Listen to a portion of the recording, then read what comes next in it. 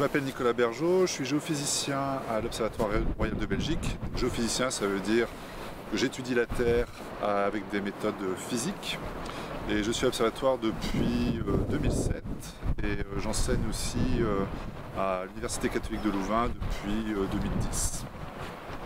Donc j'ai été déjà 4 fois en Antarctique depuis 2009, donc depuis l'année de l'inauguration de la base, et à chaque fois c'est un spectacle magnifique, on en prend vraiment plein les yeux, et c'est vraiment un endroit où je me sens extrêmement à l'aise, où je me sens un peu chez moi en fait, maintenant comme à la maison, et j'ai toujours plaisir à revenir.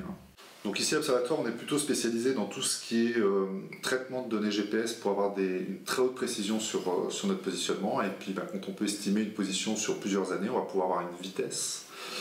Donc ce qu'on fait, c'est qu'on récupère les données qu'on acquiert en Antarctique sur des stations qui sont des stations scientifiques, donc de très haute précision, et on traite ces données. Et à partir donc, de cette variation de position journalière, avec des précisions qui sont de l'ordre de quelques millimètres, tous les jours sur la position, on va pouvoir dire si notre station est en train de s'enfoncer ou si elle est plutôt en train de se surélever. Et ça, généralement, c'est principalement lié aux variations de masse qu'il y a autour de la station. Et notamment en Antarctique, ce qu'on regarde, c'est plutôt les variations de masse de glace. Donc si on arrive le but, c'est vraiment d'avoir une très haute précision sur notre position de nos stations au cours du temps, afin de dire, voilà, dans cette zone-là, on est plutôt dans une zone où on est en train d'acculer de la glace, alors que dans cette zone-là, à côté, on est plutôt dans une zone en train de perdre de la glace. Et tout ça, ça a bien sûr un lien avec tout ce pour essayer de mieux comprendre donc, quel est l'impact des variations climatiques sur les masses de glace en Antarctique. L'une des missions principales de l'Observatoire, c'est d'étudier l'influence de l'activité solaire sur notre environnement terrestre. Et pour ça, on a donc besoin d'avoir une bonne caractérisation de cette activité solaire. Et donc derrière moi, vous avez la coupole dans laquelle il y a le télescope qui permet de compter le nombre de taches solaires tous les jours, donc les taches que l'on voit sur le Soleil, qui est caractéristique de cette activité solaire. Moi, ce que je fais généralement, c'est plutôt regarder quelle est l'influence donc de cette variation d'activité solaire sur la haute atmosphère terrestre.